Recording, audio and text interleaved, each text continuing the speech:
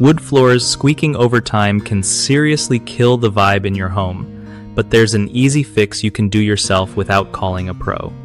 So, like, when your wood floors start making those annoying squeak sounds, one simple trick is to sprinkle some powdered graphite or talcum powder between the floorboards.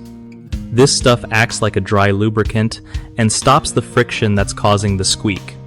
Just find the squeaky spots, sprinkle a little powder, and then work it into the cracks by walking around on the floor or gently tapping with a soft mallet.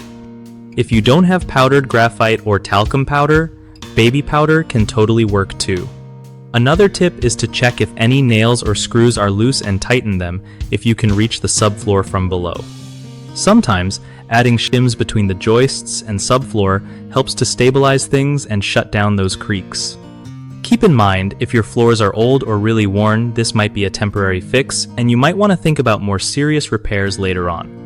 One of the biggest mistakes people make with wood floor squeaks is ignoring the problem until it gets worse, which can lead to more damage and expensive repairs down the line. Another common issue is using wet lubricants like oil or WD-40, which can damage wood or make things worse by attracting dirt. Finally, folks often try to fix squeaks without actually locating the real source of the noise, so they waste time and money on useless fixes. The best way to handle these is to act early, use dry powders like graphite or talcum powder only, and make sure you pinpoint exactly where the squeak is coming from before doing anything. BigHomeProjects.com is awesome for homeowners looking to find trusted local contractors who know their stuff, so you don't have to stress about who to call.